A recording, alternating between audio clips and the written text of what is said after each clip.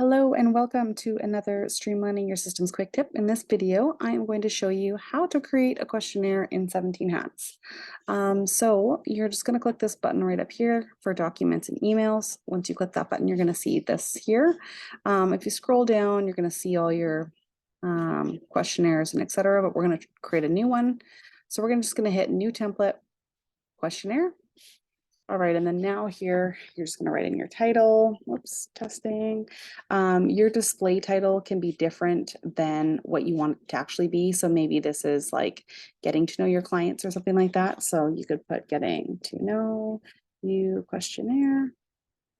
If you want it to be if you want it to have a due date, you can select a due date. So this is today's date. So if I selected this date here a week later, then when I use this as a template, it'll give me a 1 week due date from whatever day I start or create or start the questionnaire.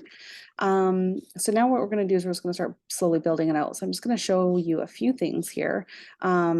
So for example, let's put short question in there. So here, maybe we put name, and then always good to look and see if you can map the question to something. So for example, obviously I'd want to use this would be contact name.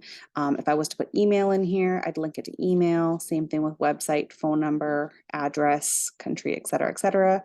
You can also do things like Instagram username, or you can always just put in the project notes. Sometimes if it doesn't link to anything specific, I'll put it in the project notes, and then that way it'll still pop up in the project when I'm looking through it. But as you can see, there's lots of different options to get things to map to. Those are some of my custom tokens at the bottom. You can also make it required or not. Don't make too many of the questions required, otherwise people they might just not fill out the entire thing. So use that at your discretion. Obviously things like email, phone number, and contact name are going to be important ones to have as required. Let's just hit add on that one. Okay, and so then now we can add another one. So obviously long answer, if you want them to type out a bunch of information, use long answer.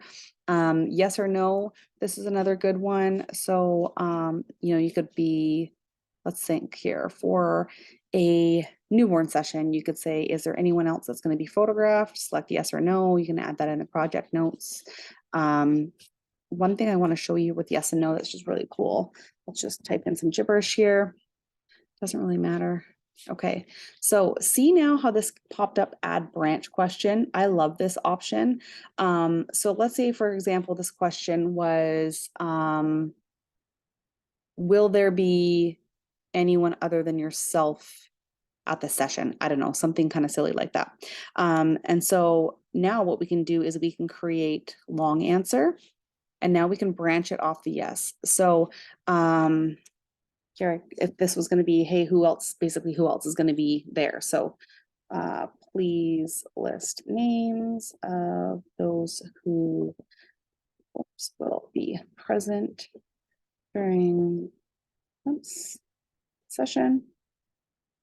And so now I can have this when they select yes, this can now be like a secondary branch question. So if they selected no, then this question wouldn't pop up. It's only if they select yes.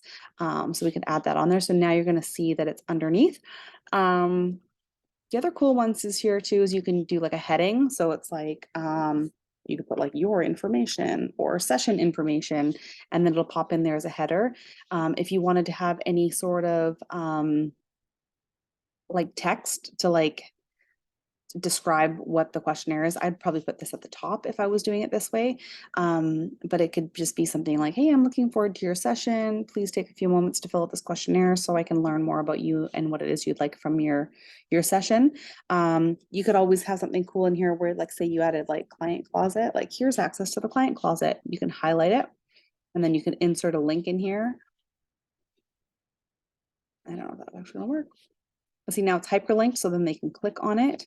You can insert tokens, so you can be like, hey, first name, I'm so excited for your upcoming session, et cetera, et cetera. And I mean, I think that's kind of all you would really need to do in there. Let's just add that for now for fun. And then the only other thing I really wanted to show you was, which is kind of cool, is related contact. So you can put this in here. Let's say if you were doing this for a wedding or a couple session or something, and say you wanted to put, please provide your partner's name. And then you could put partner here, or, you know, bridegroom, spouse, however you word that. And then contact details here. So if I added that in there, and then just go partner. I have that in there now. So now it's going to give them the option to fill these things out, and then it's going to add this as a related contact in their project, which is pretty cool. So like I said, that's really great for weddings, or even if you were to do, say you were working closely like with a vendor or something like that, you could have, this would be a great option for like a related contact for a vendor. Let's see what else we got in here. Check boxes, that one's pretty straightforward. So if you want to give them some options to choose from, that's a good one. Another one you can do is choose from a list, which is fairly similar. The cool thing about choosing from a list is you can add projects in here. So you could say, for example, what type of session are you looking for? Maybe it's like maternity, newborn, you know, baby's first year, whatever, and then you can tag in there, which is super handy. And then you can also have them upload an image. This is kind of cool. So let's say, for example, you were using this to, trying to think what you'd use this for. For myself, like if I wanted them to send me a picture of a wall in their house that I could do a mock-up with some products, this could be super helpful. You could say, hey, and upload a video of a blank wall in your house, something along those lines. And yeah, I think that is, oh, that's, so that was image, but there's also file too.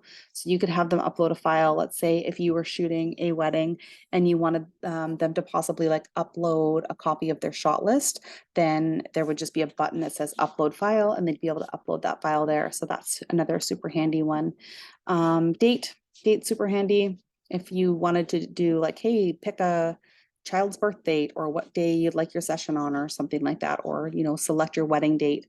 Sometimes it's good to have them select their wedding date multiple times throughout the process, because people tend to write the wrong dates. I've had it before where, not me personally, but somebody has selected the wrong date for their wedding in their contract, and the photographer went to go show up for their wedding a day early or a day late, and you know, that would not be very fun.